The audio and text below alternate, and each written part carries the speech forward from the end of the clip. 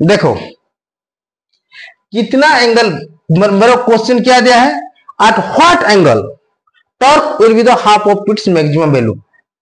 कितना एंगल पे हम उस डाइपोल को यूनिफॉर्म इलेक्ट्रिक फील्ड में रखने से वो मैक्सिमम वैल्यू का हाफ हो जाएगा। देखो कितना आसान है, सोचो मत, ये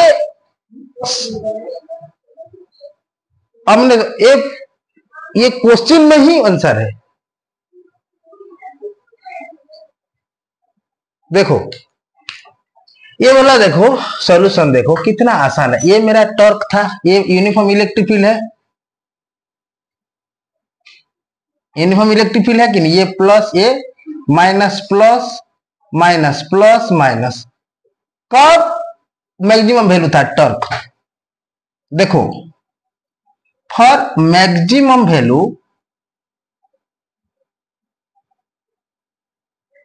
फॉर मैक्सिमम वैल्यू थीटा का वैल्यू कितना है, 90 डिग्री, 90 डिग्री है कि नहीं। तो टाउ इक्वल टू कितना है, पी साइन 90 डिग्री होता है, और ये साइन 90 डिग्री का वैल्यू क्या है, पी साइन 90 डिग्री का वैल्यू क्या है, 1। देखो यहीं पे भी मैं लिख देता हूं, साइन 90 डिग्री का वैल्यू क्या होता है, 1 होता है। तो ये टॉर्क का मैक्सिमम वैल्यू है, टाउ इक्वल टू पी।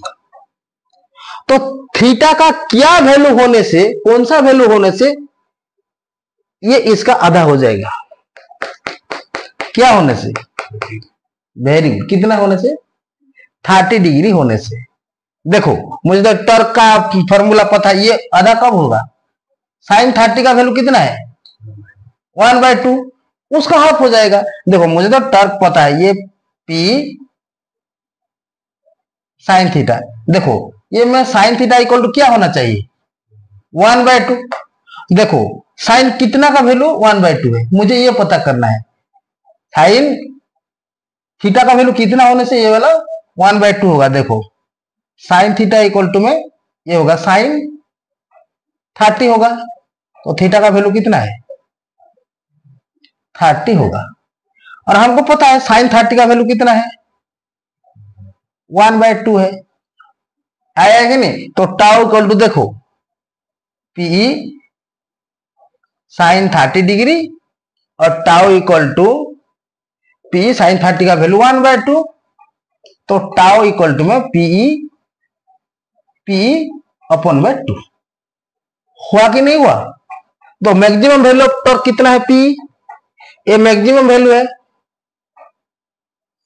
ये मैक्सिमम वैल्यू का हाफ है। तो कब होगा, जब इसका हम रखेंगे, देखो माइनस क्यू है, ये प्लस क्यू है, यहीं पे ये 30 डिग्री होगा, तो ये मैक्सिमम वैल्यू का हाफ होगा। क्या होगा, मैक्सिमम वैल्यू का हाफ होगा। जब डाइपोल को हम यूनिफॉर्म इलेक्ट्रिक फील्ड से 30 डिग्री पे इंक्लाइन करेंगे तो ये मैक्सिमम वैल्यू का हाफ हो जाएगा।